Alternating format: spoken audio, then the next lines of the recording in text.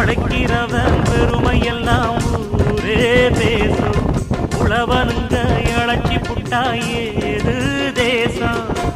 பட்டணத்து மக்கள் எல்லாம் சொத்துலதான் கைய வைக்க பட்டி